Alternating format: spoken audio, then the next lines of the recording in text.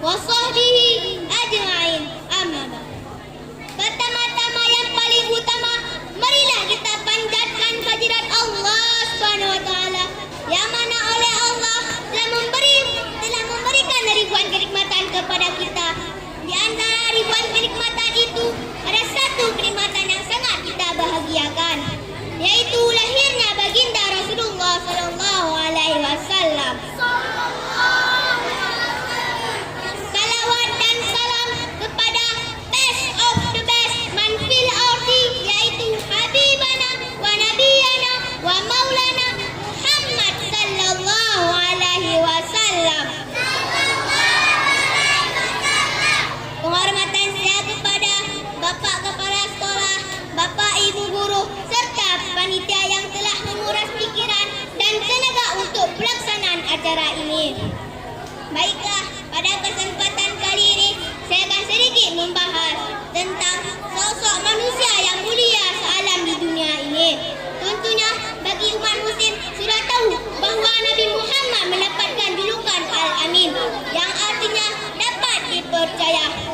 Sebuah gelar yang mulia untuk menunjukkan kejujuran beliau di depan masyarakat. Dan nilai kejujuran tersebut sangat dijunjung tinggikan. Misalnya ketika di lingkungan sekolah, guru maupun siswa harus menerapkan sikap jujur. Misalnya tidak menyontek ketika ulangan, tidak berbohong kepada guru, atau tidak bermain curang ketika dengan teman. Dengar teman-teman semua, jangan berbohong lagi ya. Mungkin terkadang saat menghadapi situasi yang sulit, susah kita untuk mengatakan jujur. Tapi kita harus melakukannya karena perilaku jujur dan terpuji harus tetap dijalankan. Beliau tidak mengajarkan kita kebohongan dan atau menyembunyikan sesuatu kepentingan untuk kepribadian diri kita sendiri. Semoga kita semua dapat mengamalkan salah satu akhlak dari beliau. Sebagaimana dalam surah Al-Ahzab ayat 21 yang akan dibacakan oleh teman saya.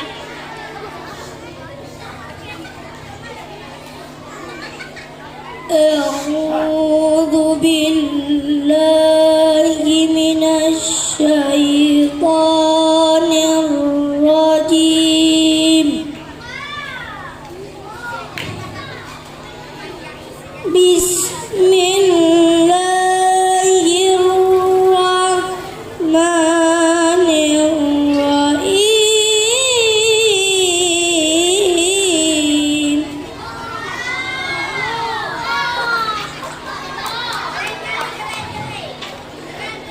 Laqad kana lakum fi rasulillahi usratun hasanah.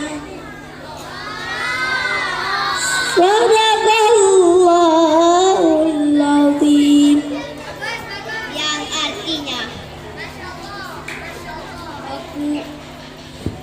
aku berlindung kepada Allah dari godaan syaitan yang terkutuk dengan menyebut nama Allah dari yang Maha Pengasih lagi Maha Penyayang. Sungguh pada diri Rasulullah itu suri teladan yang baik bagimu. Surah Al-Ahzab ayat 21. Maka kesimpulannya adalah jujur akan melahirkan kepercayaan antara satu orang dengan yang lainnya. Jujur juga akan menjauhkan kita dari rasa curiga, akan kekhawatiran kita, akan rusaknya sebuah kepercayaan. Hanya inilah yang bisa saya sampaikan.